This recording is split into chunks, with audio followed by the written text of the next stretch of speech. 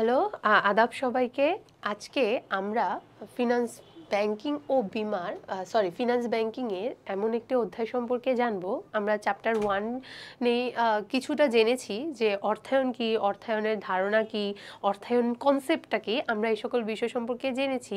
এবার আমরা জানবো নর্মালি যারা হচ্ছে অর্থায়নের উৎস সম্পর্কে। আমরা কমার্সে আসার পরে আমাদের হচ্ছে একটা বিষয় কনফিউজড কাজ করে যে এই বিষয়টা আসলে কি, অর্থায়নের উৎসটা কি, অর্থায়নের কনসেপ্ট কি। আমরা অর্থায়নের ধারণাটা কিন্তু অর্থায়ন সম্পর্কিত অনেক কিছুই কিন্তু ক্লিয়ার করে দিয়েছি। এবার আমরা যেটা পড়বো সেটা হচ্ছে অর্থায়নের উৎস সম্পর্কে, যে কোন কোন উৎস হতে আমরা অর্থ সংগ্রহ করতে পারি। এর আগে আমি আবার বলে দিই, তোমরা ভয় পাবা না যারা হচ্ছে কমার্সের এই নতুন নতুন টার্মগুলো সম্পর্কে জেনেছো, যে আসলে এটা কি, অর্থায়ন কি, তারল্য কি, অনেক কিছু না। তাহলে আমরা এগুলো কিন্তু আগে ক্লিয়ার করে দিয়েছি। তোমরা চাইলে প্রথম ক্লাসটি করে নিতে পারো, তাহলে তোমাদের অর্থায়ন সম্পর্কিত কোনো ধরনের কনফিউশন কিন্তু থাকবে না। ঠিক আছে, এবার আমরা জানবো যে অর্থায়নটা কোন কোন উৎস হতে আমি অর্থটা সংগ্রহ করতে পারি। ওকে, তাহলে দেখো, অর্থায়নের উৎস, অধ্যায় 2। আচ্ছা, অর্থায়ন বলতে কি বোঝায়? আমরা জানি অর্থ সংগ্রহ করা, সে অর্থটিকে সুষ্ঠুভাবে ব্যবহার করা। বুঝতে পেরেছি? তাহলে এই অর্থ সংগ্রহ এবং ব্যবস্থাপনা এবং বন্টনকে আমার অর্থায়ন বলে। এবার অর্থ সংগ্রহ কোত্থেকে করব, উৎসগুলো কি কি, এই সম্পর্কে আমরা বিস্তারিত জানবো। অতএব বিভিন্ন উৎস ব্যবহার করে তহবিল সংগ্রহ করা উচিত। যেমন স্থায়ী মূলধন সংগ্রহের জন্য শেয়ার বিক্রয় করে তহবিল সংগ্রহ করা উচিত। দৈনন্দিন প্রয়োজন যেমন কাঁচামাল ক্রয়ের জন্য বাকিতে ক্রয়ের সুযোগ ব্যবহার করে স্বল্পমেয়াদী ব্যাংক ঋণ নিয়ে তহবিল সংগ্রহ করা উচিত। এগুলো কিন্তু প্রত্যেকটা এক একটি উৎস। যেমন স্থায়ী মূলধন সংগ্রহের জন্য শেয়ার বিক্রয় করা, এটা কিন্তু তহবিল সংগ্রহের একটি উৎস।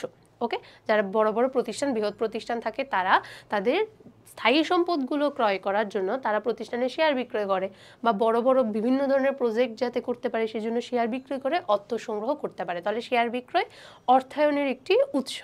আর স্বল্পমেয়াদী বা হচ্ছে যেগুলো চলতি মূলধন আছে, যাতে যেগুলো ব্যবসায়ীর দৈনন্দিন কার্যাবলী পরিচালনার জন্য প্রয়োজন, যেমন হচ্ছে আমি বলতে পারি যে কাঁচামাল সংগ্রহ, শ্রমিক কর্মচারীদের বেতন ইত্যাদি, এই সকল বিষয়গুলোর জন্য যে বাকিতে ক্রয়ের সুযোগ, বাকিতে ক্রয় যাতে করতে পারি, বাকিতে যাতে কাঁচামাল ক্রয় করে আনতে পারি, বিভিন্ন ধরনের ছোট ছোট বাণিজ্যিক ব্যাংকগুলো থেকে যাতে ঋণ নিয়ে ব্যবসা পরিচালনা করতে পারি, এটাও কিন্তু অর্থায়নের একটি উৎস। আচ্ছা, বিডিবিএল ভবন, এটাও কিন্তু মানে এই জায়গা থেকে অর্থ সংগ্রহ করা যায় ব্যবসা পরিচালনার জন্য, এই জিনিসটা এখানে দেখিয়েছে। আচ্ছা, এই অধ্যায় পাঠের পরে আমরা যে যে বিষয়গুলো সম্পর্কে জানবো সেগুলো হচ্ছে অর্থায়নের উৎস চিহ্নিত করতে পারবো, মানে কি কি উৎস হতে অর্থ সংগ্রহ করা যেতে পারে, অর্থের উৎসের বিভিন্ন শ্রেণী বিভাগ বিশ্লেষণ করতে পারবো, মানে কোন কোন উৎস রয়েছে সেগুলোর বিভিন্ন শ্রেণী বিভাগগুলো সম্পর্কে আমরা জানতে পারবো। বিভিন্ন মেয়াদী অর্থায়নের সুবিধা অসুবিধাকে তুলনামূলকভাবে আলোচনা করতে পারবো। স্বল্পমেয়াদী অর্থায়নের উৎসসমূহকে চিহ্নিত করতে পারবো। মধ্যমেয়াদী অর্থায়নের কোন কোন উৎস, দীর্ঘমেয়াদী অর্থায়নের কোন কোন উৎস, এগুলো সম্পর্কে আমরা জানতে পারবো। ওকে, আমরা পরবর্তীতে যাই। প্রথমে কি আছে, ভূমিকা। ভূমিকা মানে কি? কিছুই না। অর্থায়ন সম্পর্কে যখন আমরা জেনে গিয়েছি, অর্থায়নের উৎস সম্পর্কেও তেমনি জানবো। অর্থায়ন কি? তহবিল সংগ্রহ করা, সেটিকে সুষ্ঠুভাবে ব্যবহার করা, এবং কোত্থেকে সংগ্রহ করবো, এটি হচ্ছে অর্থায়নের উৎস। আচ্ছা, এরপরে আসতেছে হচ্ছে বিভিন্ন প্রকার তহবিলের উৎসের ধারণা। ব্যবসায় অর্থায়ন বলতে ব্যবসা করার জন্য যে তহবিলের প্রয়োজন হয়, দেখো, ব্যবসায় তহবিল প্রয়োজন হয় তা সরবরাহ করাকে বোঝায়। ওকে, জনাব, এখানে একটা উদাহরণ দিয়েছে, জনাব দর্জি দোকানদারের মালিক। ব্যবসায়ী শুরুতে তিনি কিছু মেশিন ক্রয় করেন। ব্যবসায়ীরা সাধারণত নিজস্ব সঞ্চয় হতে মেশিন ক্রয় সংক্রান্ত স্থায়ী বিনিয়োগের জন্য অর্থ সংগ্রহের চেষ্টা চালান। এছাড়া বিভিন্ন যে কোনো মেয়াদ ব্যবহার করতে পারেন, কিন্তু তিনি যদি হিসাব করে দেখেন নিজস্ব সঞ্চয় মেশিন ক্রয়ের জন্য যথেষ্ট নয়, তবে বাণিজ্যিক ব্যাংক থেকেও ঋণ নিতে পারেন। এগুলো সবগুলোই তার অর্থায়নের উৎস। অর্থাৎ একজন দর্জি দোকানদার, সে মেশিন ক্রয় করবে, সে কাপড় সেলাই করবে, তার যারা কর্মচারী আছে তাদেরকে বেতন দিবে, বা ব্যবসায়ের যে শোরুমটা আছে সেটাকে আরও বৃহৎ করবে। এই ধরনের খরচগুলো মেটানোর জন্য সে চাইলে নিজস্ব তহবিল ব্যবহার করতে পারে, আত্মীয় স্বজন থেকে ঋণ সংগ্রহ করতে পারে, সেগুলোকে সেভাবে ইউজ করতে পারে। এছাড়া হচ্ছে তোমার আরও বিভিন্ন, যদি নিজস্ব তহবিল না হয় ব্যাংক থেকে ঋণ নিয়ে সে অর্থায়নটি করতে পারে। এগুলো সবগুলোই তার জন্য অর্থায়নের উৎস। আচ্ছা, এখানে আরো অনেক উদাহরণ দিয়েছে, যেমন মেশিন মেরামত, বাড়ি ভাড়া প্রদান, কর্মচারীদের বেতন প্রদান, বিদ্যুৎ বিল প্রদান ইত্যাদি নির্বাহের জন্য অর্থ ঘাটতির মুখোমুখি হন, তবে তা সংস্থানের জন্য তিনি ভবিষ্যৎ বিক্রয়ের বিপরীতে অগ্রিম গ্রহণ করতে পারেন। বাকিতে মালামাল ক্রয় করলে অর্থায়ন করা সম্ভব। মানে এই সকল কিছু করার জন্য সে ধরো কাঁচামাল ক্রয় করছে, বাকিতে ক্রয় করে নিয়ে আসলো, এটাও কিন্তু অর্থায়নের একটি উৎস, যে তাকে বাকিতে কাঁচামাল ছেড়ে দিচ্ছে। বুঝতে পেরেছি? ব্যাংক থেকে ঋণ নিচ্ছে, ব্যাংক থেকে ঋণ নেওয়াটা একটা অর্থায়নের উৎস। এই সকল খরচ মেটানোর জন্য যে উৎস হতে অর্থায়নটি করা হচ্ছে সেটাই হচ্ছে অর্থায়নের উৎস। আচ্ছা, এখানে জাস্ট এই সকল বিষয় সম্পর্কে একটু আলোচনা করেছে। এরপর দেখো আমরা পড়ব অভ্যন্তরীণ তহবিল। এখন আমরা তো ব্যবসায় অর্থায়ন করব, ব্যবসা অর্থায়নের উৎস সম্পর্কে জানলাম। এই সকল উৎসকে বিভিন্ন ভাগে ভাগ করা হয়েছে। যেটি আমরা প্রথমে পড়ব সেটি হচ্ছে অভ্যন্তরীণ তহবিল। অভ্যন্তরীণ তহবিলটা আসলে কি?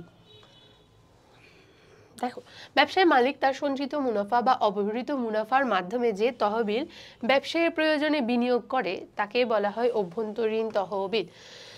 ব্যবসায় মালিক তার সঞ্চিত মুনাফা বা অব্যবহৃত মুনাফার মাধ্যমে যে তহবিল ব্যবসায়ের, অর্থাৎ একদমই ইজি, তুমি ব্যবসায় একটা ব্যবসা পরিচালনা করবে, তার জন্য তুমি হচ্ছে অর্থ জমিয়ে রেখেছো, তুমি অর্থ ইনভেস্ট করে রেখেছো বাসার মধ্যে, বা তোমার যে মা বাবা আছে তারা তাদের জমানো অর্থ তোমাকে দিচ্ছে ব্যবহার করার জন্য, বিভিন্ন স্বর্ণ গয়না পাতি যেগুলো আছে, জুয়েলারিজ যেগুলো আছে সেগুলো বন্ধক রেখে অর্থ সংগ্রহ করছো, বা আত্মীয় স্বজন থেকে, মানে নিজস্ব ব্যক্তিগত থেকে যে অর্থটি তুমি সংগ্রহ করছো, এটি হচ্ছে মূলত অভ্যন্তরীণ তহবিল।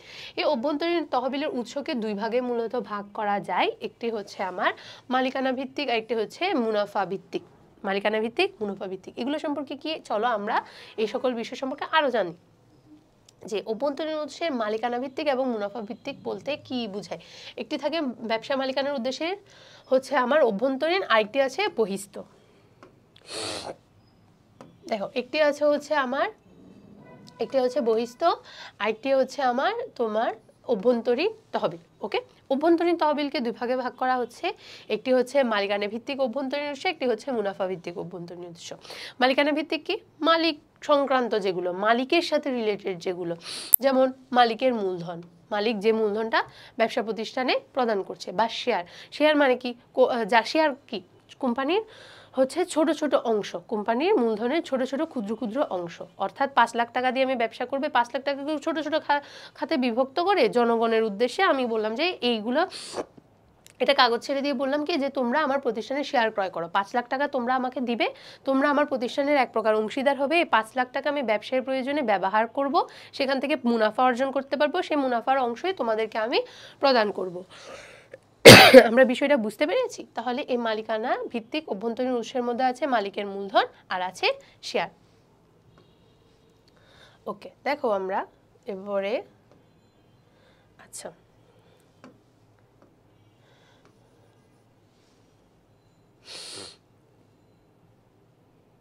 আচ্ছা, এরপর দেখো মালিকানা ভিত্তিক তো আমরা পড়েছি, এবার আমরা জানবো মুনাফা ভিত্তিক অভ্যন্তরীণ উৎস কোনগুলো। মুনাফা ভিত্তিক অভ্যন্তরীণ মানে কি, মুনাফা রিলেটেড থাকবে। আগেরগুলো মালিকের মূলধন রিলেটেড ছিল, মালিক রিলেটেড ছিল। এখন যে মুনাফা ভিত্তিক উৎসগুলো থাকবে সেগুলো মুনাফা রিলেটেড থাকবে।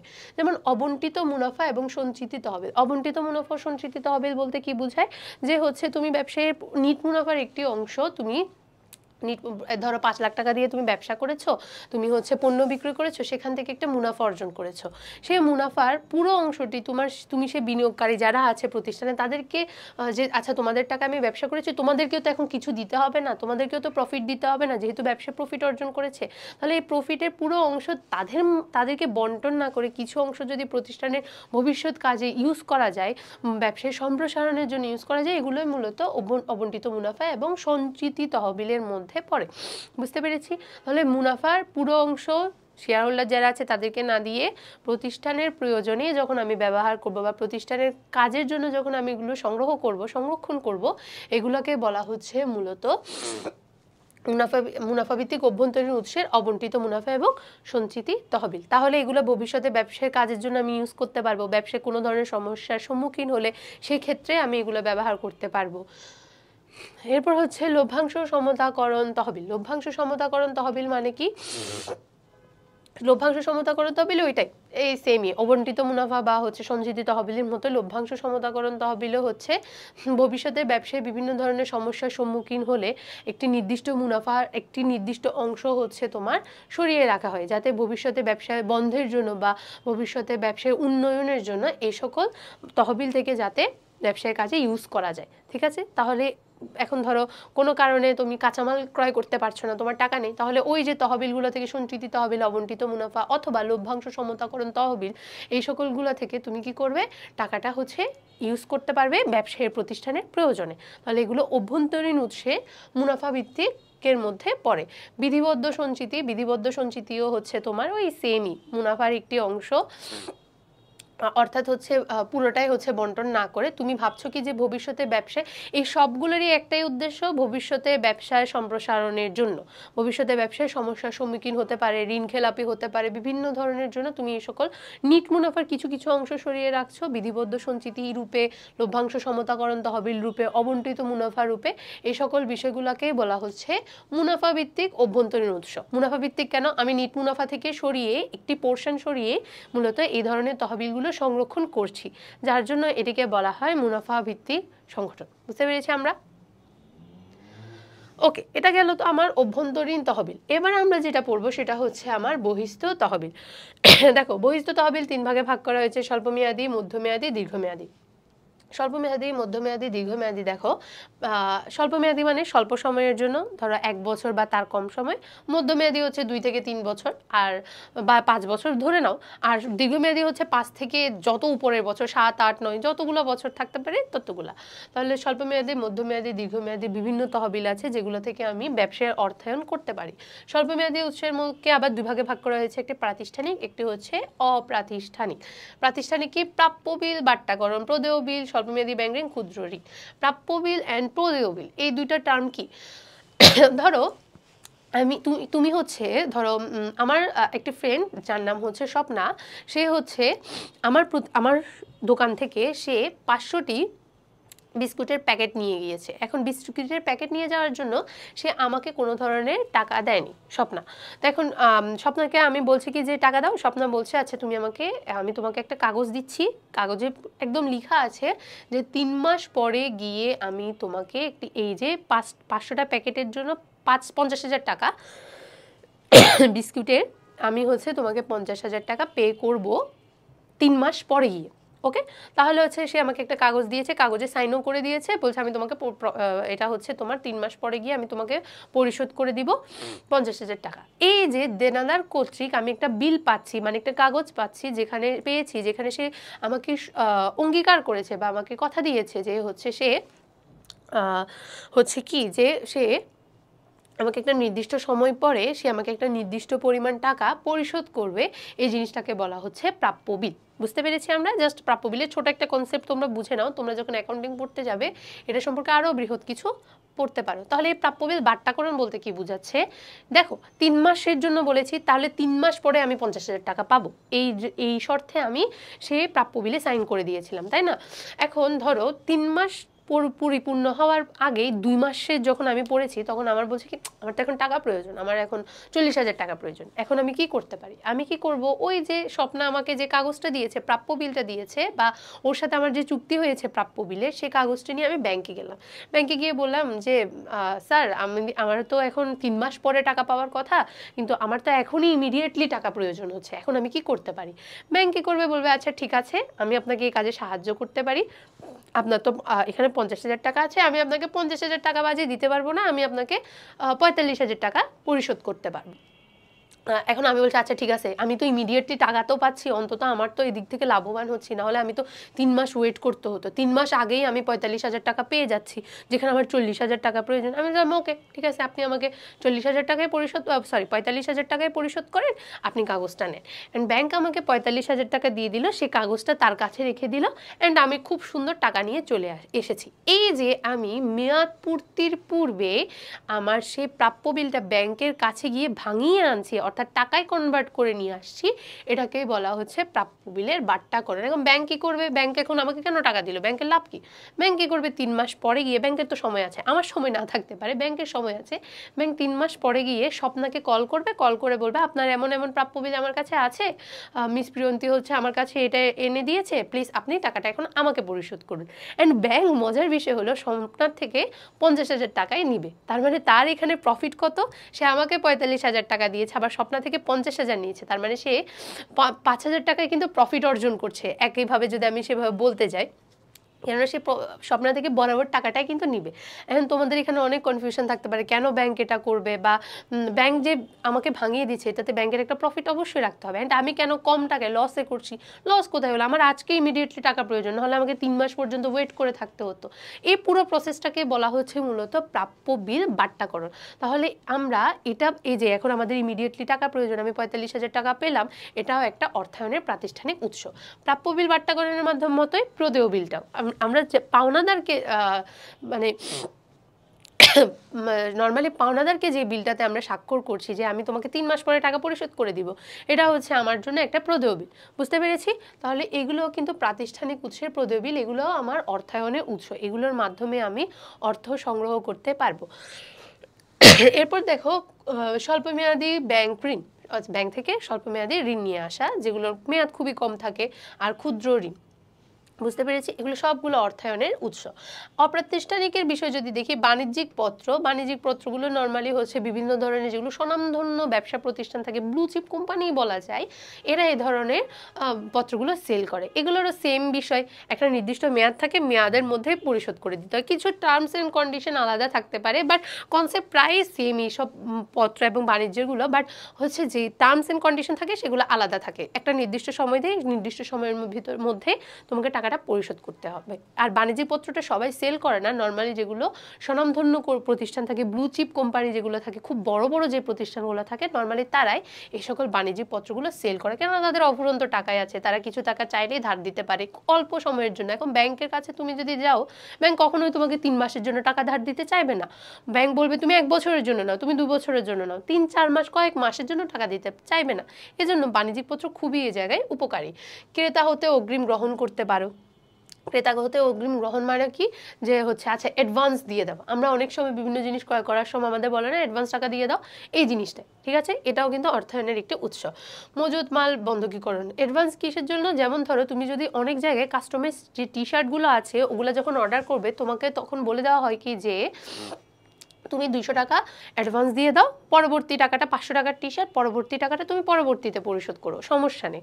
তাহলে হচ্ছে এই যে 200 টাকা তুমি যে পরিশোধ করে দিচ্ছ, অ্যাডভান্স দিয়ে দিচ্ছ, তুমি চাইলে যদি কালকে ক্যান্সেলও করে দাও, 200 টাকা কিন্তু ওরা রিটার্ন করবে না, ঠিক আছে? কারণ তাদের বানানোর জন্য একটা কস্টিং থাকে, তার মানে 200 টাকাটা তাদের জন্য এক প্রকার অর্থায়ন।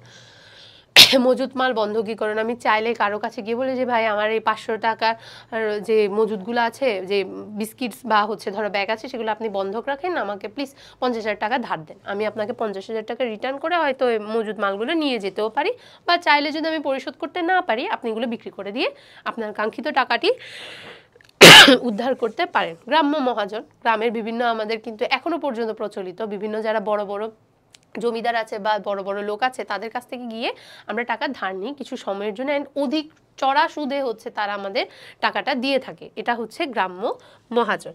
এরপর দেখো মধ্যমেয়াদী কি কি উৎস থাকে, সেটা হচ্ছে বাণিজ্যিক ব্যাংক হতে প্রদত্ত ঋণ। বাণিজ্যিক ব্যাংক নর্মালি কিছু শর্ত আরোপ করে মধ্যমেয়াদী অর্থাৎ 2-3 বছরের জন্য ঋণ দিতে পারে।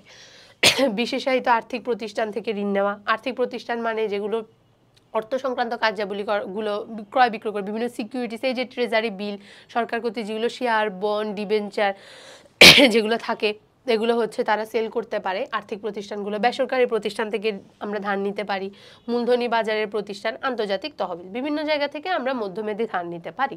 যেমন সরকার কিন্তু দেশের বেশিরভাগ প্রজেক্ট যেগুলো ছোটোখাটো প্রজেক্ট থাকে, সেগুলোর জন্য আন্তর্জাতিক বিভিন্ন ব্যাংক থেকে কিন্তু ধার নিতে পারে মধ্যমেয়াদী কয়েক বছরের জন্য।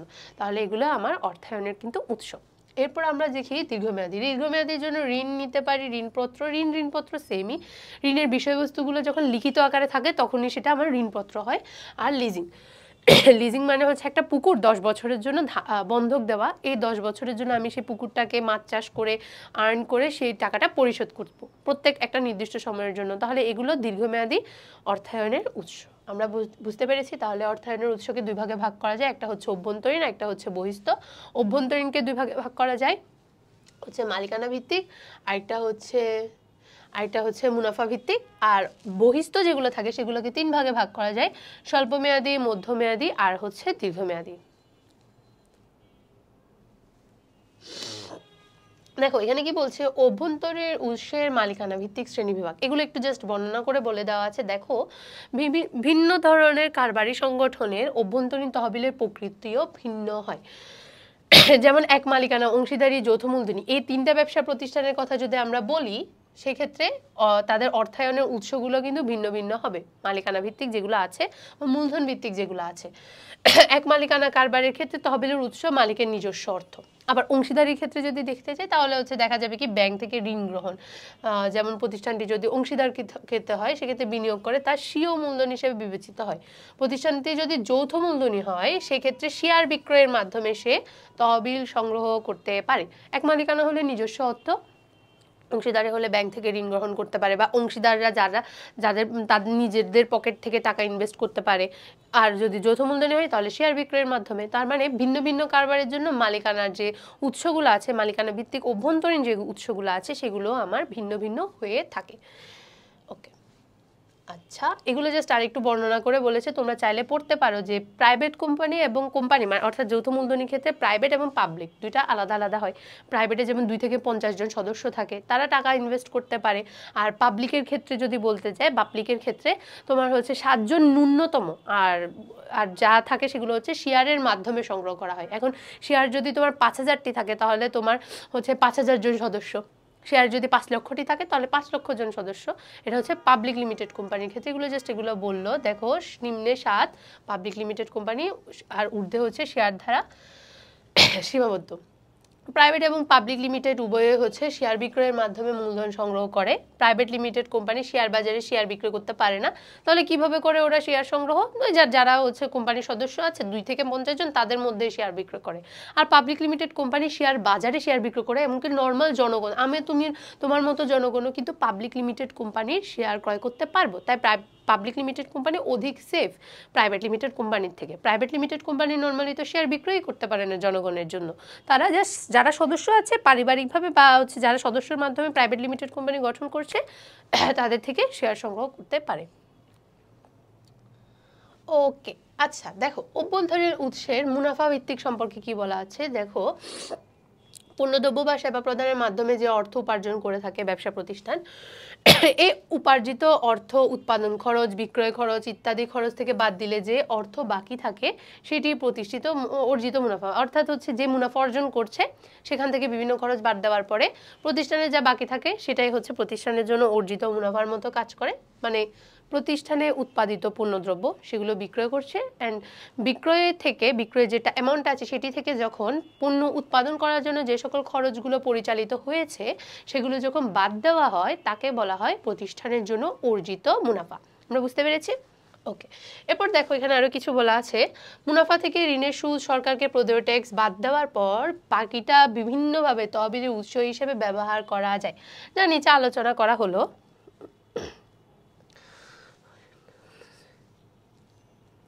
আচ্ছা দেখো যা নিচে আলোচনা করা হলো, অভ্যন্তরীণ উৎস ব্যবহার করে বাধ্যতামূলক তেমন কিছু প্রদান করতে হয় না। আচ্ছা এগুলো জাস্ট আমার উল্টাপাল্টা পড়া, এগুলো দরকার নেই। আচ্ছা, অবন্টিত মুনাফা এবং সঞ্চিত তহবিল সম্পর্কে বলা হয়েছে। বারবার যখন আমি অবন্টিত মুনাফা, সঞ্চিত তহবিল, লভ্যাংশ সমতাকরণ তহবিল বা বিধিবদ্ধ সঞ্চিতি যে টার্মে পড়াচ্ছিলাম না কেন, একটা ওয়ার্ড আমি বারবার বলছিলাম, সেটা হচ্ছে নিট মুনাফা। প্রতিষ্ঠান বিক্রয় করলো, বিক্রয়গুলো থেকে তার যা খরচ হলো তা বাদ দেওয়ার পর আমরা যা পেয়ে থাকি সেটাই হচ্ছে নিট মুনাফা। তাহলে এই নিট মুনাফার যে অংশ শেয়ার হোল্ডারদের মধ্যে বন্টন না করে, মুনাফার অংশীদারকে অবশ্যই শেয়ার হোল্ডার, তাই না? কেননা আমি কাদের টাকা নিয়ে ব্যবসা করছি? যারা যৌথ মূলধনী কোম্পানি থাকে তারা কাদের টাকা নিয়ে ব্যবসা করে? জনগণের টাকা। জনগণ আমার প্রতিষ্ঠানের জন্য শেয়ার হোল্ডার, তাহলে তাদের টাকা নিয়ে ব্যবসা করছি, প্রফিট পাচ্ছি, তাহলে মুনাফার উপর কি হয় যে শেয়ার হোল্ডারদের একটা অধিকার থাকে। কিন্তু আমি পুরো টাকাটাই শেয়ার হোল্ডারদের মধ্যে বন্টন না করে লভ্যাংশ হিসেবে কিছু টাকা আলাদাভাবে সরিয়ে রেখে কিছু টাকা তাদেরকে লভ্যাংশ দিলাম। এই যে কিছু টাকা আলাদাভাবে সরিয়ে রাখছি, শেয়ার হোল্ডারদের মধ্যে বন্টন না করে কারবারে বিনিয়োগ করা হয়। আলাদাভাবে সরিয়ে রেখে কারবারে যখন প্রয়োজনে যখন বিনিয়োগ করছি, সেটাকে বলা হচ্ছে অবন্টিত মুনাফা। আর ভবিষ্যতে ব্যবসা সম্প্রসারণের জন্য অবন্টিত মুনাফার একটি তহবিলে আলাদা করে রাখলে সেটিকে বলা হয় সঞ্চিতি তহবিল। অবন্টিত মুনাফা কি? পুরো টাকা শেয়ার হোল্ডারদের মধ্যে বন্টন না করে আমি কিছু অংশ সরিয়ে রাখছি। কিসের? নেট মুনাফা। নেট মুনাফার যখন কিছু অংশ আমি সরিয়ে রাখছি, এটা হচ্ছে অবন্টিত মুনাফা। আর যখন সেটাকে আমি তহবিলের আকার করে রেখেছি, মানে একটা ফান্ড করে আলাদাভাবে রেখে দিয়েছি ভবিষ্যতের ব্যবসা সম্প্রসারণের জন্য, এটি হচ্ছে আমার সঞ্চিতি তহবিল। আচ্ছা, আর্থিক বিপর্যয় মোকাবেলার জন্য এই সঞ্চিতি তহবিল সৃষ্টি করা যায়। লভ্যাংশ সমতাকরণ তহবিল দেখো, কোম্পানির শেয়ার হোল্ডারগণ কোম্পানি থেকে সাধারণত নিয়মিত হারে লভ্যাংশ পেয়ে থাকে। এই লভ্যাংশ প্রদানের সাথে কোম্পানির সুনাম জড়িত। কিভাবে সুনাম জড়িত? এখন আমি প্রফিট অর্জন করেছি, প্রফিটের কোনো টাকাই শেয়ার হোল্ডারদের মধ্যে আমি লভ্যাংশ হিসেবে প্রদান করছি না, তাহলে তারা বলতে পারে যে আরে এই কোম্পানিতে বিনিয়োগ করেছি অথচ আমাকে কোনো ধরনের লভ্যাংশই দিচ্ছে না, এই কোম্পানি ভালো না। ওরা আরও গিয়ে 10 জনকে বললো, তাহলে কোম্পানির একটা সুনাম ক্ষুণ্ণ হচ্ছে যে লভ্যাংশই তো প্রদান করে না, তাই না? তাহলে লভ্যাংশ প্রদান নর্মালি কোম্পানির সুনামের সাথে জড়িত থাকে। কোনো বছর মুনাফার পরিমাণ কম হলে সে বছর লভ্যাংশ ঘোষণা করা সম্ভব হয় না। মুনাফার পরিমাণ যদি না হয় তাহলে সে বছর কেমনে লভ্যাংশ দিবে? এই অবস্থায় ব্যবসায় সুনাম ক্ষুণ্ণ হতে পারে বলে অনেক ব্যবসায়ী প্রতিষ্ঠান যে বছর মুনাফা বেশি হয় সেই বছর নিট মুনাফার একটি অংশ লভ্যাংশ হিসেবে সরিয়ে রাখে। ওই যে বললাম, নিট মুনাফার একটি অংশ সরিয়ে রাখে। প্রত্যেকটা কনসেপ্টই সেম, আলাদা আলাদা যদি ইন্ডিভিজুয়াল দেখতে চাই টার্মস অ্যান্ড কন্ডিশন আলাদা আলাদা থাকে। যেমন লভ্যাংশ হচ্ছে ব্যবসায়ের সুনাম ধরে রাখার জন্য খুবই গুরুত্বপূর্ণ। তুমি লভ্যাংশ শেয়ার হোল্ডারদের প্রদান করবে না, তারা খারাপ কথাই বলবে, কোম্পানি লভ্যাংশ প্রদান করে না।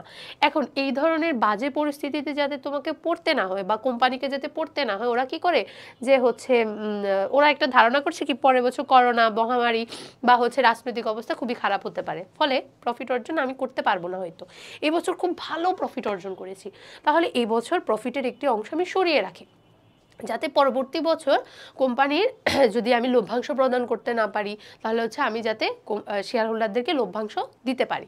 তাহলে এই বছর ধরো 50,000 টাকা 1 লাখ টাকা হচ্ছে নিট মুনাফা অর্জন করেছে, তার 50,000 টাকায় আমি সরিয়ে রাখলাম, 50,000 টাকা ওদেরকে লভ্যাংশ দিলাম। আর 50,000 টাকা কেন সরিয়ে রাখলাম? যদি কোনো বছর যদি আমি প্রফিট অর্জন করতে না পারি, মুনাফা যদি ঠিকমতো না হয়, তাহলে লভ্যাংশ প্রদানের ক্ষেত্রে যাতে আমার প্রতিষ্ঠান কোনো ধরনের সমস্যার সম্মুখীন না হয়। এই যে আলাদা তহবিলে সরিয়ে রাখছি, আমি পরবর্তীতে কোনো বছর যদি আমার সত্যিকারে যদি লভ্যাংশ নিট মুনাফা অর্জন না হয়, তাহলে ওই যে 50,000 টাকার একটি তহবিল রেখেছি সেখান থেকে যখন আমি লভ্যাংশ প্রদান করছি, এটাকে বলা হচ্ছে লভ্যাংশ সমতাকরণ তহবিল। এখানে দেখো লভ্যাংশ সমতাকরণ তহবিলে সরিয়ে রাখে, যা পরবর্তীতে মুনাফা অপ্রতুল হলে তখন ব্যবহার করা যায়। বুঝতে পেরেছি আমরা?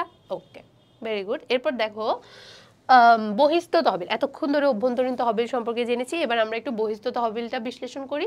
বহিস্থ তহবিল মানে বাইরের কোনো উৎস থেকে অর্থ সংগ্রহ করা। এতক্ষণ যা বলছি সবকিছু কিন্তু প্রতিষ্ঠানে, নিট মুনাফা প্রতিষ্ঠানের অংশ, মূলধনও প্রতিষ্ঠানের অংশ। এবার যা কিছু করবো সবগুলো হচ্ছে বহিস্থ, বাইরের অংশ। ওকে, দেখো আচ্ছা এখানে কি বলছে আমরা একটু দেখি। বহিস্থ তহবিল প্রতিষ্ঠানের বাইরে কোনো উৎস যেমন ব্যাংক থেকে ঋণ সংগ্রহ করাকে বোঝায়। ব্যাংক ঋণের কয়েকটি বৈশিষ্ট্য আছে। প্রথম বৈশিষ্ট্য কি? ব্যাংক ঋণে একটি নির্দিষ্ট মেয়াদ থাকে, যে মেয়াদের মধ্যে ঋণ ব্যবহার করলে সুদ আসল ফেরত, অর্থাৎ ব্যাংক তুমি ঋণ নিবে, তোমাকে একটা মেয়াদ দিয়ে দিবে যে মেয়াদের মধ্যে তোমাকে সুদ সহ আসল ফেরত দিতে হয়। আর দ্বিতীয় যেটা আছে, সুদের হার সুনির্দিষ্ট থাকে, যা দীর্ঘকাল বা ব্যাপী পরিবর্তন করা হয় না। অর্থাৎ সুদের হারটা নির্দিষ্ট থাকবে এবং ওই নির্দিষ্ট পরিমাণ সুদ তুমি 10 বছর বলো 50 বছর বলো, ওই নির্দিষ্ট হারে সুদ তোমাকে প্রদান করতে হবে। তৃতীয়ত যদি বলি, নিয়মিতভাবে সুদের অর্থ এবং কিস্তি পরিশোধ এবং মেয়াদান্তে আসল পরিশোধ করা হয় কারবারের জন্য, যেটা বাধ্যতামূলক। কারবারটি যদি লাভজনক না হয় তবে এই সকল অর্থ পরিশোধ করতে হবে। বুঝতে পেরেছি আমরা? অর্থাৎ ব্যাংক ঋণের ক্ষেত্রে 3টা শর্ত আছে। একটি শর্ত হচ্ছে তোমাকে একটা নির্দিষ্ট মেয়াদ থাকবে, ওই মেয়াদের মধ্যে সুদ সহ আসল পরিশোধ করতে হবে, একটা নির্দিষ্ট পরিমাণ সুদ থাকবে, ওই সুদটা অবশ্যই তোমাকে দিতে হবে, আর একটি নির্দিষ্ট সময় পর পর সুদ কিস্তি এই সকল বিষয় পরিশোধ করতে হবে। আচ্ছা দেখো এখানে আরো কি বলছে।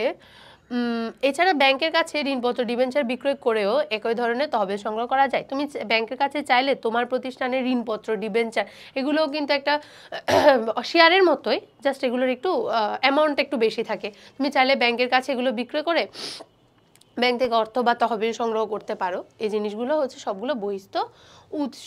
আচ্ছা, তহবিল বহিস্থ উৎসগুলো বেশ জনপ্রিয়। কেন কেন দেখো, এখানে বলছে ঋণের মাধ্যমে বাহ্যিক অর্থায়ন করা হলে ঋণের সুদ মোট লাভ থেকে প্রদান করার পর যে লাভ অবশিষ্ট থাকে সেই লাভের উপরে কর প্রদান করা হয়, ফলে প্রদেয় করের পরিমাণ কম থাকে। এরা বলছে কি, এটা খুবই হাইলাইটেড একটা কনসেপ্ট। তোমরা যখন উপরের ক্লাসে যাবে তখন হচ্ছে এটা সম্পর্কে আরও অনেক বর্ণনা করে পাবে। জাস্ট এটা ভেবে নাও, নর্মালি ঋণের সুদ প্রদান করা হয়, তোমার যে লাভটা হয় প্রতিষ্ঠানের সেই লাভ থেকে ধরো হচ্ছে, তোমরা তো জানো যে তোমাদের যে লাভ থাকবে, তোমাদের যে আয় অর্জিত হবে সেটার উপর সরকারকে একটি নির্দিষ্ট পরিমাণ ট্যাক্স দিতে হয়। এখন তুমি আমাকে বলো, তোমার 1,00,000 টাকার উপরে তোমার যতটুকু ট্যাক্স দিতে হচ্ছে তোমার 50,000 টাকার উপরে তার চেয়ে কম ট্যাক্স দিতে হবে, তাই না? 1,00,000 টাকার উপরে যতটুকু ট্যাক্স দিতে হবে তার চেয়ে কম ট্যাক্স দিতে হবে 50,000 টাকার উপরে। এখন তুমি দেখো 1,00,000 টাকা তোমার জন্য প্রফিট। ঋণের মাধ্যমে বাহ্যিক অর্থায়ন করা হলে ঋণের সুদ মোট লাভ থেকে বাদ দিতে হয়। এখন ঋণের জন্য তুমি ধরো 5 লাখ টাকার একটা ঋণ নিয়েছো, যেখানের মধ্যে দেখা যাচ্ছে তোমাকে 50,000 টাকা ঋণের সুদ দিতে হচ্ছে, তাহলে 1 লাখ যদি মুনাফা হয় তোমার, সেখান থেকে তুমি যদি 50,000 মাইনাস করো, তোমার আর থাকে হচ্ছে 50,000।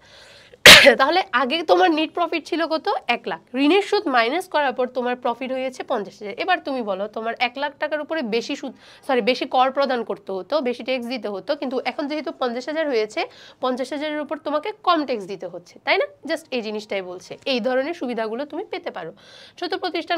ছোট প্রতিষ্ঠানগুলোর পক্ষে অভ্যন্তরীণ অর্থ সংস্থান অনেক সময় প্রয়োজনীয় বিনিয়োগের তুলনায় অপেক্ষাকৃত কম হয়, ফলে বহিঃস্থ অর্থ সংস্থান তহবিলের প্রধান অংশ হিসেবে বিবেচিত হয়। যারা নর্মালি যেগুলো ছোট প্রতিষ্ঠানগুলো থাকে, অভ্যন্তরীণ যে অর্থ সংস্থান মানে হচ্ছে তোমার নিজের পকেট থেকে যে টাকা দেওয়া বা নিজের জমানো যে টাকা নেওয়া, এগুলো নর্মালি হচ্ছে কম হতে পারে, ঠিক আছে, বা হচ্ছে পর্যাপ্ত হতে না পারে। সেক্ষেত্রে আমরা চাইলে বহিঃস্থ উৎস অর্থাৎ বাইরের থেকেও ঋণ নিয়ে কাজ করতে পারি। এই জিনিসটা এখানে বলা হচ্ছে। বহিঃস্থ তহবিলের একটি অসুবিধা হলো এর সুদ প্রদান বাধ্যতামূলক। আচ্ছা, এখানে আরো অনেক কিছু বলেছে। অভ্যন্তরীণ উৎস তহবিল সংগ্রহ করলে এটি আর বহিঃস্থ তহবিলের মেয়াদের ভিত্তিতে সাধারণত 3 ভাগে ভাগ করা যায়। আমরা অলরেডি পড়ে এসেছি, স্বল্পমেয়াদী, মধ্যমেয়াদী আর হচ্ছে দীর্ঘমেয়াদী। ওকে, আচ্ছা আচ্ছা, বহিঃস্থ তহবিলের স্বল্পমেয়াদী উৎস সম্পর্কে আমার এখানে একটু পড়িয়েছে। স্বল্পমেয়াদী কি? 1 বছরের কম সময়কে বোঝানো হয় হচ্ছে বহিঃস্থ তহবিল। 1 বছরের কম সময়, যেগুলো হচ্ছে নর্মালি 1 বছর বা তার কম সময়ে যে সকল উৎস থেকে তুমি অর্থ সংগ্রহ করবে সেগুলো হচ্ছে বহিঃস্থ তহবিলের স্বল্পমেয়াদী উৎস। এগুলোর কিছু সুবিধা আছে, যেমন স্বল্পমেয়াদী উৎস হতে অর্থ সংস্থানের খরচ তুলনামূলকভাবে সর্বোচ্চ এবং সর্বনিম্ন 2 হতে পারে। যেমন বাণিজ্যিক ব্যাংক হতে গৃহীত ঋণের জন্য স্বল্পমেয়াদে তুলনামূলকভাবে সুদের হার বেশি প্রদান করতে হয়। আবার ঋণমুক্ত বিভিন্ন উৎস থাকে, বাকিতে পণ্য ক্রয়, বকেয়া মজুরি। অর্থাৎ স্বল্পমেয়াদী হতে অর্থ সংস্থানের জন্য তোমাকে যেমন সুবিধা অসুবিধা দুটিই থাকতে পারে। যেমন তুমি যদি স্বল্পমেয়াদী ব্যাংক থেকে ঋণ নাও, তোমাকে সুদ বেশি দিতে হবে। এছাড়া বিভিন্ন ঋণমুক্ত উৎস থাকে, যেমন তুমি বাকিতে পণ্য ক্রয় করে নিতে পারো, ক্রেতা থেকে অগ্রিম নিতে পারো। এই সকল বিষয়গুলো বহিঃস্থ তহবিলে স্বল্পমেয়াদীতে আমরা পাবো। দ্বিতীয়ত দেখো, স্বল্পমেয়াদী অর্থ আদান প্রদানের প্রক্রিয়াটি সবচেয়ে দ্রুততম এবং সরল একটা প্রক্রিয়া। যদি তুমি অনেক বেশি বছরের জন্য ঋণ নাও, তোমাকে অনেক লেন্দি একটা প্রসেসের মধ্যে যেতে হবে, তোমাকে অনেক ডিটেলিংস দিতে হবে। তুমি যদি স্বল্প মেয়াদের জন্য ঋণ নাও, সেক্ষেত্রে তোমাকে খুব সহজে তুমি ঋণ পেতে পারো, এবং যেটা নর্মালি খুব সহজ এবং সাধারণ প্রক্রিয়া হয়। তৃতীয়ত দেখো, ব্যবসা প্রতিষ্ঠানের পণ্যদ্রব্যের চাহিদা 1 বছরের সময়ের মধ্যে অতি দ্রুত পরিবর্তন হয়, সেসব প্রতিষ্ঠানের জন্য উৎপাদন এবং অর্থায়নের দীর্ঘমেয়াদী পরিকল্পনা করা যায় না। অর্থাৎ যেগুলো বারবার পরিবর্তন হয়, যেগুলো চাহিদাগুলো হচ্ছে থাকে না। যেমন আমি তোমাকে যদি বলি যে হচ্ছে তুমি সিজনাল ইয়ার কথা বলে ছাতা, ঠিক আছে, ছাতা কিন্তু তুমি শীতকালে কিন্তু বিক্রি করতে পারবে না, ছাতাগুলো কিন্তু তোমাকে বর্ষাকালে বিক্রি করতে হবে। তার মানে যে সকল প্রতিষ্ঠানগুলো ছাতা উৎপাদন করছে তাদের একটা স্পেসিফিক সময় থাকে, সেটা হচ্ছে বর্ষাকাল। তার মানে সিজন চেঞ্জ হইতে হইতে তাদের পণ্যের চাহিদাটাও কিন্তু আমার পরিবর্তন হচ্ছে না। তাহলে সেক্ষেত্রে কিন্তু তুমি দীর্ঘমেয়াদী একটা তহবিল থেকে কিন্তু অর্থ সংগ্রহ করতে পারবে না। এক্ষেত্রে তোমার যেটার উপর ডিপেন্ডেন্ট হতে হবে সেটা হচ্ছে আমার স্বল্পমেয়াদী উৎস। এই সকল বিষয়গুলো এখানে আলোচনা করা আছে। আচ্ছা, স্বল্পমেয়াদী অর্থায়নের প্রাতিষ্ঠানিক হচ্ছে যদি আমি উৎস সম্পর্কে দেখি, প্রথমে প্রাপ্য বিল বাট্টাকরণ। আমি অলরেডি প্রাপ্য বিল বাট্টাকরণ সম্পর্কে তোমাদেরকে পড়িয়েছি, জাস্ট এটাই বলছে, এটা আবার পড়ানোর কোনো দরকার বলে আমি মনে করছি না, তোমরা আসলে এটা জানো। এরপর প্রদেয় বিল সম্পর্কে বলা হচ্ছে, দেখো বিনিময় বিল বিক্রেতার দৃষ্টিতে একটি প্রাপ্য বিল, অর্থাৎ হচ্ছে স্বপ্নার কথা বলছি না, স্বপ্না যখন আমাকে বিলটা দিচ্ছে আমার জন্য সেটা প্রাপ্য বিল, আর স্বপ্নার জন্য সেটা হচ্ছে প্রদেয় বিল, জাস্ট এতটুকুই কনসেপ্ট। ওকে, তাহলে এই জিনিসটা এখানে কি বলছে, দেখো ক্রেতার দৃষ্টিতে প্রদেয় বিল ও একটি স্বল্পমেয়াদী অর্থায়নের উৎস। ব্যবসা প্রতিষ্ঠানে যখন কাঁচামাল, উৎপাদনকারী সামগ্রী ইত্যাদি বাকিতে ক্রয় করা হয় তখন সাময়িক সময়ের জন্য ব্যবসার অর্থ সংস্থান হয়, কারণ বাকিতে ক্রয়ের সুবিধা না পেলে নগদে পণ্য ক্রয় করতে হয়, অর্থের প্রয়োজন হয়, আর তাতে হচ্ছে প্রদেয় বিলে একটা অর্থায়নের একটি উৎস। জাস্ট এতটুকুই বলা হচ্ছে। স্বল্পমেয়াদী ব্যাংক ঋণ, স্বল্পমেয়াদী ব্যাংক ঋণ মানে কি, অর্থায়নের জামানতবিহীন ব্যাংক ঋণ। নর্মালি তুমি যখন দীর্ঘমেয়াদীর জন্য ব্যাংক ঋণ নিতে যাবে তোমাকে বলবে যে এটার জামানত দাও, এটার ডিটেলস দাও, এটা করো, এটা করো, অনেক কিছু কন্ডিশনস অ্যান্ড অনেক বড় বড় জামানত তোমাকে রাখতে হয়, জমি বন্ধক রাখতে হয়, বাড়ি বন্ধক রাখতে হয়, অনেক কিছু। ওকে, তাহলে দেখো যে স্বল্পমেয়াদী ব্যাংক ঋণ কি বলছে, এটা একটি প্রধান উদ্দেশ্য স্বল্পমেয়াদী ব্যাংক ঋণটা, যেখানে জামানত রাখার কোনো প্রয়োজন হয় না। সাধারণত স্বল্পমেয়াদী ব্যাংক ঋণের ক্ষেত্রে সময়ান্তে সুদসহ আসল একসাথে পরিশোধ করা হয়। 6 মাসের জন্য তুমি হচ্ছে 6,000 টাকা পরিশোধ করবা, ঋণ গ্রহীতা 2% কম অর্থাৎ অর্থ প্রদান করবে, এই জাস্ট এগুলাই, জাস্ট স্বল্পমেয়াদী তুমি ঋণ গ্রহণ করবা 6 মাসের জন্য, যেখানের মধ্যে কোনো ধরনের তোমার জামানত রাখতে হবে না। ব্যাংক জমা অতিরিক্ত উত্তোলন, স্বল্পমেয়াদের ক্ষেত্রে তুমি ব্যাংকের জমা অতিরিক্ত উত্তোলনের একটি সুবিধা আছে, অর্থাৎ তুমি হচ্ছে ট্রানজ্যাকশন করো, ব্যবসায়ী একজন মানুষ একটা চলতি হিসাব খুলে রেখেছো ব্যাংকের মধ্যে, নিয়মিত টাকা আমানত রাখো, আবার টাকা উত্তোলন করে নিয়ে যাও, নিয়মিত একটা লেনদেন তোমার আছে। এই সকল ক্ষেত্রে ব্যাংক কি করে, তার ওই নির্দিষ্ট গ্রাহককে কিছু সুবিধা দিয়ে থাকে। সুবিধাটা কি, ব্যাংক বলে কি, আচ্ছা আপনি তো হচ্ছে 5,000 টাকা, মানে আপনার ধরেন অ্যাকাউন্টে আছে 5,000 টাকা, এখন ওই নির্দিষ্ট গ্রাহকের প্রয়োজন হচ্ছে 10,000 টাকা, তাহলে ব্যাংক কি করে, আচ্ছা ঠিক আছে আপনি 5,000 টাকার অতিরিক্ত 10,000 টাকা হচ্ছে নিয়ে যেতে পারেন। এক্ষেত্রে আমরা খুব বেশি ভালো দেখতে পারি সেটা হচ্ছে ডেবিট কার্ড, ক্রেডিট কার্ডে বিশেষ ক্ষেত্রে, যে ব্যাংকে টাকা নেই, ঠিক আছে আমার অ্যাকাউন্টে কোনো টাকা নেই, তাও আমাকে জমা অতিরিক্ত উত্তোলনের সুযোগ দিচ্ছে। আমার কোনো টাকা না থাকলেও আমি কিন্তু কেনাকাটা করতে পারছি, ক্রয় করতে পারছি, তার মানে আমাকে জমা অতিরিক্তের যতটুকু জমা আছে তার অতিরিক্ত উত্তোলনের সুযোগ দিচ্ছে, যদিও ব্যাংকে এগুলো আবার পরিশোধ করতে হয় নির্দিষ্ট সুদ সমেত। তাহলে এই ধরনের সুবিধা আমি পেতে পারি ব্যাংকের জমা অতিরিক্ত উত্তোলনের ক্ষেত্রে। এই জায়গায় জাস্ট এগুলোর বর্ণনা দিয়েছে, একটি আইসক্রিম ফ্যাক্টরি সারা বছর উৎপাদন, গুদামজাতকরণ, ব্যবস্থাপনা ইত্যাদি কাজে অর্থ ব্যয় করে, গ্রীষ্মকালে আইসক্রিম বিক্রি বেশি হয়, ফলে বছরের অন্যান্য সময়ে অর্থায়নের জন্য এই উৎসটি ব্যবহার করা যেতে পারে না। ঋণের ক্ষেত্রে ঋণ পরিশোধ না হওয়া পর্যন্ত ঋণের সুদ প্রদান করতে হয়, কিন্তু এই ঋণের সুদ শুধু যখন জমা অতিরিক্ত উত্তোলিত অর্থ ব্যবহার করা হয় কেবল তখন থেকে সুদ দিতে হয়। অর্থাৎ ওই যে বললাম জমা অতিরিক্ত যদি তুমি করতে চাও তোমাকে এই জায়গায় সুদ প্রদান করতে হবে, আর জমা অতিরিক্ত না করতে চাইলে হবে না, সিম্পল ইস্যুস। অর্থাৎ এটাও একটা অর্থায়নের জন্য ব্যবহৃত হওয়া একটি উৎস।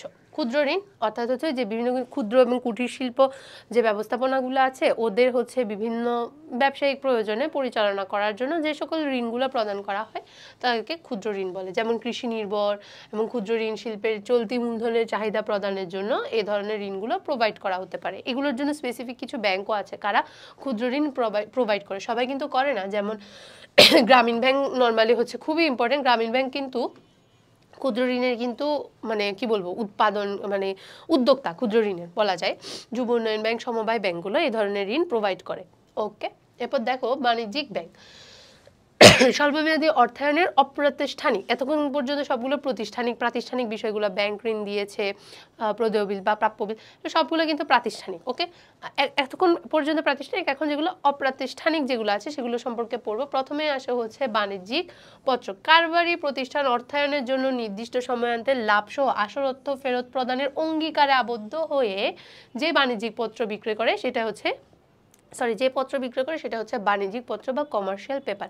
ওই যে বলেছিলাম মনে আছে, একটা নির্দিষ্ট সময় পরে সুদ সহ আসল পরিশোধ করবে, এটার অঙ্গীকারে আবদ্ধ হয়। এটা স্বল্প মেয়াদী, কেননা তোমাকে এটা কয়েক মাসের জন্য প্রদান করা হয়। নর্মালি ব্যবসা বাণিজ্যে তো নর্মালি খুবই কম দেখা যায় কয়েক মাসের জন্য প্রদান করা হয় এবং অনেকগুলো হেসেল তাকে হচ্ছে বেয়ার করতে হয়, যার জন্য এই সকল ব্লু চিপ যেগুলো কোম্পানি আছে, যেগুলো নামি দামি কোম্পানি আছে, তারা এই ধরনের বাণিজ্যিক পত্র বা কমার্শিয়াল পেপার বিক্রয় করে। তো এখানে কি বলছে, এই ধরনের প্রতিষ্ঠানের সুনাম বাণিজ্যিক পত্রে বিক্রয়ের জামানত হিসেবে কাজ করে। অর্থাৎ কি, যদি ব্যবসা প্রতিষ্ঠান খুবই সুনামধন্য প্রতিষ্ঠান হয় তাহলে সেক্ষেত্রে এই ধরনের মানে প্রতিষ্ঠানগুলো তোমাকে হচ্ছে বাণিজ্যিক পত্র করবে, মানে সেল করবে। সাময়িক সময়ের জন্য করা হয়, শেয়ার বাজারে বিনিয়োগের বিকল্প হিসেবে। শেয়ার বাজারে বিনিয়োগ কিন্তু একটা ঝুঁকিপূর্ণ বিনিয়োগ, যে কোনো সময় পারলে তোমার শেয়ারের টাকাগুলো কিন্তু মাইর খেতে পারে, মানে হচ্ছে শেয়ারের টাকা চলে যেতে পারে। সেক্ষেত্রে শেয়ার বাজারে বিনিয়োগ না করে আমি একটা বাণিজ্যিক পত্র ক্রয় করে ফেললাম। তাহলে যে দেখো এখানে কি বলছে, সাধারণত খ্যাতিমান ব্যক্তি, বাণিজ্যিক ব্যাংক, বীমা কোম্পানি, পেনশন তহবিল প্রতিষ্ঠান বাণিজ্যিক পত্র বিক্রয় করে সাময়িক সময়ের জন্য অর্থায়ন করতে পারে। ওই যে ব্লু চিপ কোম্পানি যারা আছে তারাই শুধু বাণিজ্যিক পত্র সেল করে অর্থায়ন সংগ্রহ করার জন্য। ক্রেতা হতে অগ্রিম গ্রহণ, কিছু জানার বিষয় নেই, জাস্ট অ্যাডভান্স নিবে তুমি তোমার ক্রেতা থেকে। ওই যে টি শার্টের যে উদাহরণ দিলাম, বিশ্বস্ত ক্রেতা কাস্টমাইজ টি শার্ট তৈরি করার জন্য 200 টাকা অ্যাডভান্স নিয়ে নিচ্ছে। ক্রেতা হতে অগ্রিম গ্রহণ, কিছু একটা পোর্শন গ্রহণ, আবার চাইলে পুরোটাই গ্রহণ করে নিয়ে নেওয়া, অগ্রিম গ্রহণ। এরপর যদি পড়ি মজুত মাল বন্ধকীকরণ, চাইলে তুমি মাল বন্ধক দিয়ে জামানত রেখে টাকা ধার নিয়ে এসে সেটা দিয়ে ব্যবসা পরিচালনা করতে পারো। অলরেডি আমি তোমাকে এই জিনিসটা আলোচনা করেছি। গ্রাম্য মহাজন, এরা খুবই চড়া সুদে ঋণ দিয়ে থাকে। আমার সাজেশন এটাই হবে, কখনো গ্রাম্য মহাজন থেকে ঋণ নেওয়া উচিত না, খুবই চড়া সুদ। ইভেন বাংলাদেশ ব্যাংকের নির্ধারণকৃত ঋণের সুদ থেকেও খুব চড়া সুদ হচ্ছে তারা ধার্য করতে পারে তাদের গ্রাহকদের থেকে। এরা হচ্ছে গ্রাম্য মহাজন, গ্রামেগঞ্জে এদের হচ্ছে খুব দাপট দেখা যায়, এরা ঋণ দিয়ে থাকে। মধ্যমেয়াদী কি, 1 থেকে 5 বছরের মেয়াদের জন্য যেগুলো ঋণ প্রদান করে থাকে সেগুলোকে আমরা বলতে পারি মধ্যমেয়াদী। এখানে দেখো, একটি প্রতিষ্ঠান মধ্যমেয়াদী তহবিল ব্যবহার করে ব্যবসায় চলমান মূলধনের দীর্ঘমেয়াদী প্রয়োজন মিটায়। তহবিল খরচ, সুদের হার স্বল্পমেয়াদী তহবিলের খরচ হতে বেশি, দীর্ঘমেয়াদী তহবিলের খরচ কম হয়। নর্মালি হচ্ছে স্বল্পমেয়াদী খরচ হতে বেশি হয় এবং দীর্ঘমেয়াদী তহবিলের থেকে খরচ এই মধ্যমেয়াদী তহবিল থেকে অর্থ সংগ্রহের জন্য কম হয়। ওকে, এরপর দেখো বাণিজ্যিক ব্যাংক থেকে বাণিজ্যিক ব্যাংক প্রদত্ত ঋণ। বাণিজ্যিক ব্যাংক প্রদত্ত ঋণ মানে কি, বাণিজ্যিক ব্যাংকগুলো যেসব ঋণ মাধ্যম মেয়াদের জন্য প্রদান করে তা সাধারণত জামানতের বিপরীতে দেওয়া হয়। জামানত হিসেবে চলতি মূলধন অথবা স্থায়ী মূলধন, স্থায়ী সম্পত্তি ব্যবহারযোগ্য। বেশি পরিমাণে ঋণ অর্থাৎ হচ্ছে বাণিজ্যিক ব্যাংক তোমাকে প্রদান করবে প্রদত্ত ঋণ একটা নির্দিষ্ট সময়ের জন্য, যেটা 1 থেকে 5 বছর মেয়াদী হবে, এগুলাই হচ্ছে মধ্যমেয়াদী ঋণ, আর কিচ্ছু না। আর ঋণের কনসেপ্ট আমরা জানি, ঋণ নিবে সেটার জন্য একটা নির্দিষ্ট পরিমাণ তোমাকে সুদ দিতে হবে, জাস্ট এতটুকুই। বিশেষায়িত আর্থিক প্রতিষ্ঠানগুলো থাকে রাষ্ট্রায়ত্ত খাতে, কিছু কিছু বিশেষ বিশেষ আর্থিক প্রতিষ্ঠান থাকে যেগুলো রাষ্ট্রের কাজে ইউজ করা হয়। এই সকল বিশেষায়িত আর্থিক প্রতিষ্ঠানগুলো গড়ে তোলা হয় বিশেষ বিশেষ খাতের অর্থ উন্নয়নের স্বার্থে নিয়োজিত থাকে। তাহলে এই বিশেষ বিশেষ খাতগুলোকে এই বিশেষায়িত আর্থিক প্রতিষ্ঠানগুলো ঋণ দিয়ে থাকে। অপেক্ষিত সুবিধাজনক শর্তে মেয়াদি ঋণ নর্মালি হচ্ছে তাকে প্রদান করে থাকে। উদাহরণস্বরূপ যদি বলি তাহলে শিল্প ব্যাংক, কৃষি ব্যাংক, বাংলাদেশ ক্ষুদ্র ও কুটির শিল্প ইত্যাদি উল্লেখযোগ্য। আচ্ছা, বেসরকারি প্রতিষ্ঠানও কিছু কিছু থাকে, যেমন এনজিও কিছু কিছু থাকে বাংলাদেশের মধ্যে, তারাও কি করে এই ধরনের তোমার হচ্ছে কি ব্যবসা প্রতিষ্ঠানে নিয়োজিত কর্মরত আছে, যেগুলো ব্যবসা প্রতিষ্ঠানকে মধ্যমেয়াদী ঋণ প্রদান করে থাকে। যেমন মাইডাস, ব্র্যাক, এরপর হচ্ছে ব্র্যাক, মাইডাস, গ্রামীণ ব্যাংক, এগুলো হচ্ছে নর্মালি বিভিন্ন ধরনের মধ্যমেয়াদী ঋণ প্রদান করে, অনেক সময় প্রশিক্ষণ প্রদান করে, পরামর্শ দান করে তোমার নির্দিষ্ট সেই স্পেসিফিক ব্যবসায়ের জন্য, এই জিনিসগুলো।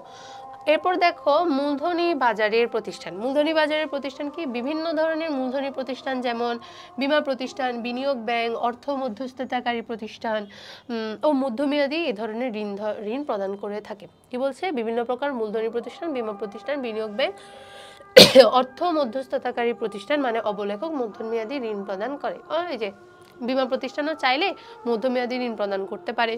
এরপর হচ্ছে তোমার বিনিয়োগ ব্যাংক যেগুলো আছে, যেগুলো বিভিন্ন ধরনের বিনিয়োগ কার্যাবলীতে নিয়োজিত থাকে, নর্মালি তাদের আমানত বা ঋণ প্রদান কাজে মেইন ফোকাস থাকে না, বিনিয়োগ করার কাজে মেইন ফোকাস থাকে। আমদানি রপ্তানি কাজে যে সকল প্রতিষ্ঠানগুলো নিয়োজিত বা মধ্যস্থতাকারী, অর্থাৎ দুটি প্রতিষ্ঠানের মধ্যে পরিচিত করে তোলার জন্য যে মধ্যস্থতাকারী হিসেবে কাজ করে, এই মধ্যস্থতাকারী প্রতিষ্ঠান সম্পর্কে বা অবলেখক সম্পর্কে তোমরা ভবিষ্যতে আরও অনেক কিছু পড়বে, কাজ করে, তাকে মূলধনী বাজারের প্রতিষ্ঠান বলে। নর্মালি এরা মধ্যমেয়াদী ঋণ প্রদান করে থাকে। ওকে, দীর্ঘমেয়াদী উৎস 5 থেকে যত বছর মেয়াদী থাকে সেগুলো সবগুলো আমার দীর্ঘমেয়াদী উৎস। নর্মালি এগুলোতে ব্যাংক ঋণ থাকে, ঋণপত্র থাকে, লিজিং থাকে। এগুলো সম্পর্কে আলাদাভাবে কিছু নেই। ঋণ প্রদান করা মানে হচ্ছে তোমার বিভিন্ন ধরনের মূল্যবান যন্ত্রপাতি মেশিনারি সেগুলো ক্রয় করার জন্য যে সকল ঋণ দিয়ে থাকে সুদের বিনিময়ে, সেগুলো আমরা এটা সম্পর্কে অলরেডি জানি। ঋণপত্র বা ডিবেঞ্চারের ক্ষেত্রে এটা নর্মালি জামানতবিহীন। ঋণের ক্ষেত্রে কিন্তু তোমাকে জামানত রাখতে হয়, একটা নির্দিষ্ট পরিমাণ তোমাকে জামানত দিয়ে এরপরে হচ্ছে যেগুলো দীর্ঘমেয়াদী ঋণ থাকে সেগুলোর ক্ষেত্রে জমি বন্ধক রাখতে হয় বা মর্টগেজ রাখতে হয় আর কি। আর ঋণপত্রের ক্ষেত্রে এই ধরনের কোনো ধরনের মর্টগেজ রাখতে হয় না, জাস্ট তফাৎ এতটুকুই। তো এই সকল ঋণপত্র বা ডিবেঞ্চার বড় অঙ্কের ঋণ কেটে ছোট ছোট খণ্ডে বিভক্ত করে বিক্রয় করা হয়। এটি একটি শেয়ারের বিকল্প। ঋণপত্র বা ডিবেঞ্চার শেয়ার হিসেবে কাজ করে।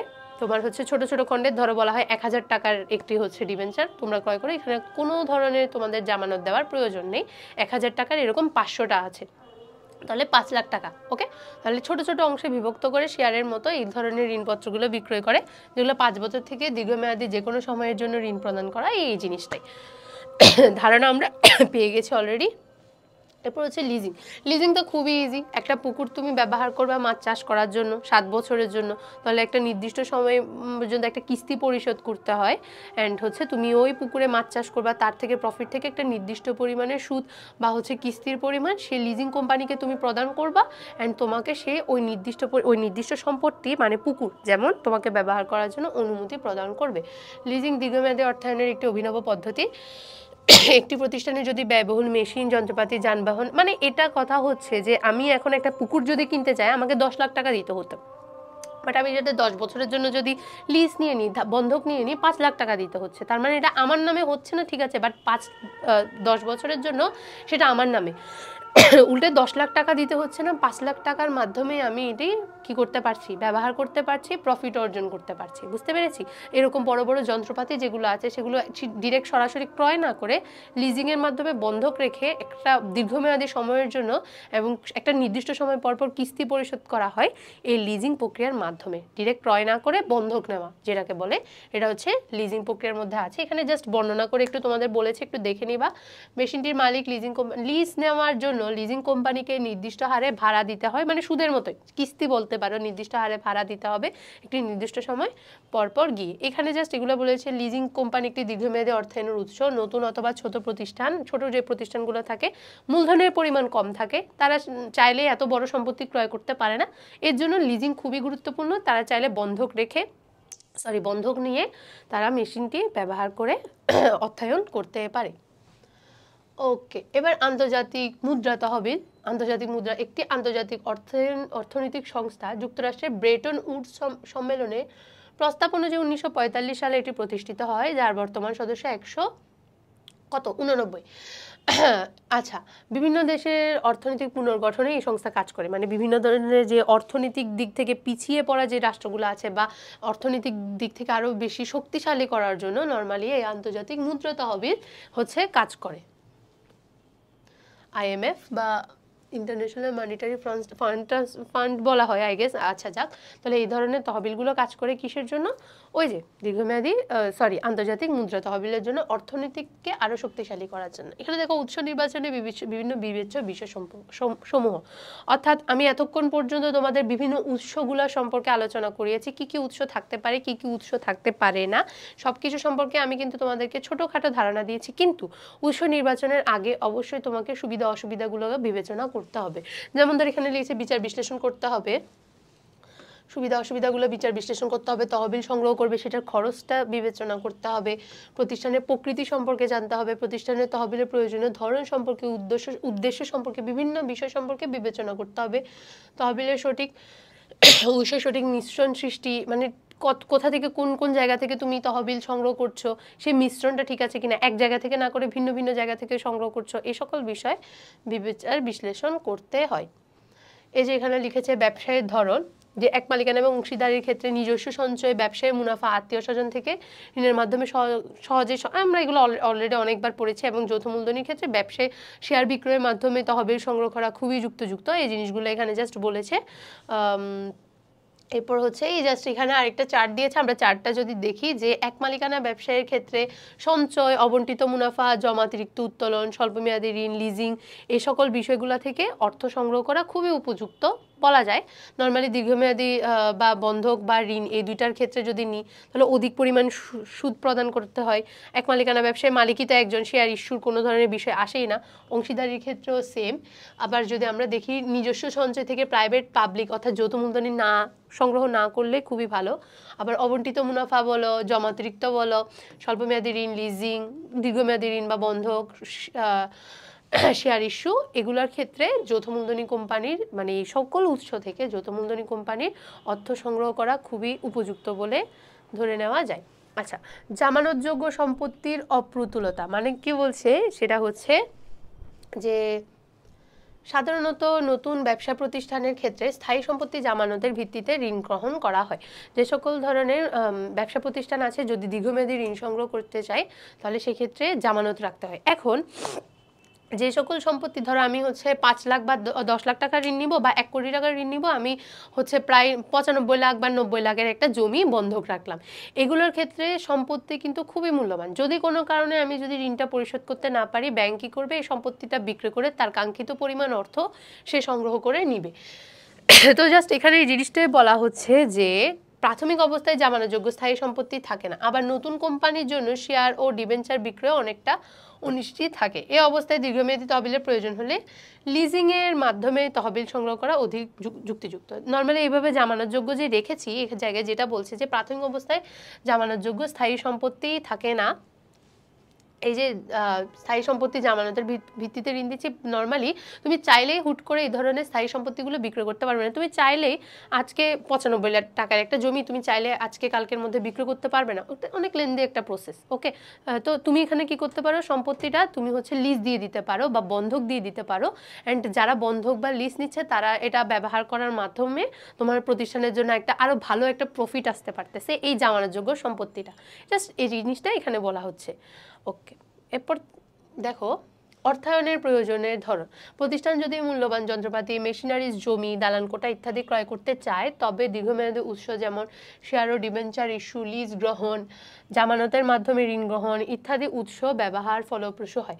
যদি প্রতিষ্ঠান কাঁচামাল ক্রয়, মজুরি প্রদান, বাড়ি ভাড়া প্রদান ইত্যাদি ব্যয় নির্বাহের জন্য অর্থের ঘাটতি হয় সেক্ষেত্রে বাকিতে, অর্থাৎ এখানে বলছে অর্থায়নের প্রয়োজনের ধরন, কোন কোন ক্ষেত্রে তুমি কোন কোন অর্থায়নটা করবে এই জাস্ট জিনিসটা এই জায়গায় বিবেচনা করতে বলা হয়েছে।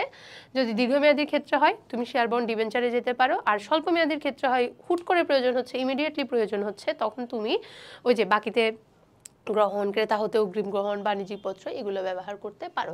তহবিল উৎসের খরচ, অবশ্যই তোমাকে এখানে তহবিল উৎসের খরচ সম্পর্কে বিবেচনা করতে হবে। তুমি যদি শেয়ারের মাধ্যমে তহবিল সংগ্রহ করতে চাও তাহলে এই জায়গায় শেয়ার হোল্ডারদেরকে তোমাদের কি করতে হয়, লভ্যাংশ প্রদান করতে হবে। তাহলে ওই জায়গায় তাদের একটা কস্টিং আছে। তুমি যদি ঋণের মাধ্যমে করতে চাও তোমাকে সুদ প্রদান করতে হচ্ছে, কতটুকু লভ্যাংশ প্রদান করতে হবে, কতটুকু সুদ প্রদান করতে হবে, এই ধরনের খরচগুলো তোমাকে বিবেচনায় নিতে হবে।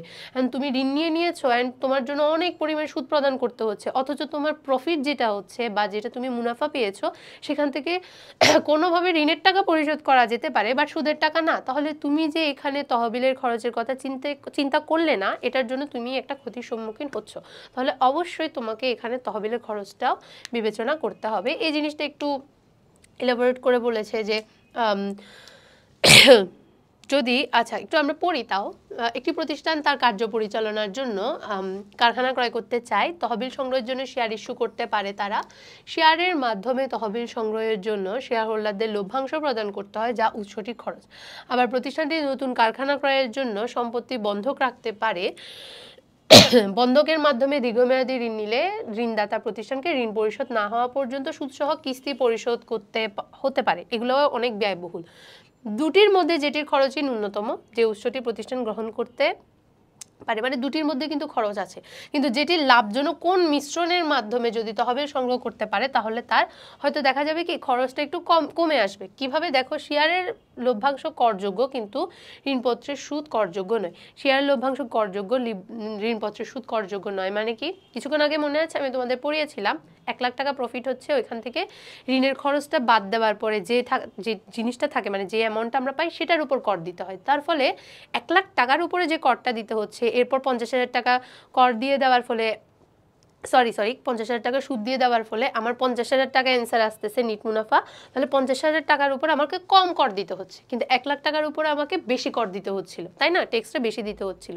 এটা হচ্ছে তোমার এই যে ঋণপত্রের সুদ করযোগ্য নয়, অর্থাৎ হচ্ছে ওই যে করটা পরিমাণটা কম দিতে হচ্ছে। আর আমরা জানি কর আমাদের কিসের উপর দিতে হয়, কোনো আর্নিংসের উপরে, কোনো অর্জিত আয়ের উপরে।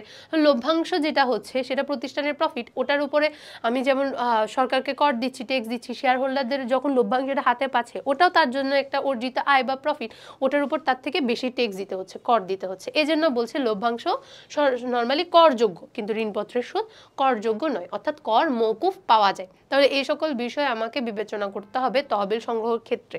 আমি যদি ঋণ বেশি মূলধন বেশি সংগ্রহ করি তাহলে আমাকে কর কম দিতে হবে, আবার যদি আমি শেয়ারের মাধ্যমে করি তাহলে লভ্যাংশ যদি দিই তাহলে সে জায়গায় কর বেশি দিতে হচ্ছে। এই সকল বিষয় বিবেচনাযোগ্য। তহবিল উৎসের ঝুঁকি, কি কি ঝুঁকি আমাকে এখানে নিতে হয়? জামানতযোগ্য ঋণ যদি গ্রহণ করে ঋণদাতা প্রতিষ্ঠানের কাছে সম্পত্তি যদি জামানত হিসেবে রাখা হয়, এক্ষেত্রে তুমি চাইলে ইমিডিয়েটলি সম্পত্তিটা বিক্রয় নাও করতে পারো যদি ঋণ খেলাপি করে, এ ধরনের একটা ঝুঁকি থাকতে পারে।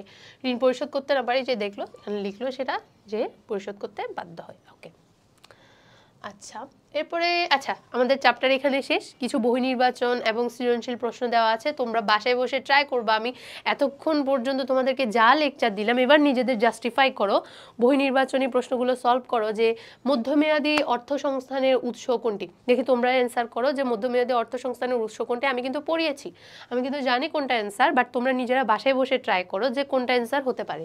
মধ্যমেয়াদী অর্থ সংস্থানের উৎস কোনটা হতে পারে? ক্ষুদ্র ঋণ, বিশেষায়িত আর্থিক প্রতিষ্ঠান, ক্রেতা হতে অগ্রিম গ্রহণ, নাকি প্রাপ্য বিল বাট্টাকরণ।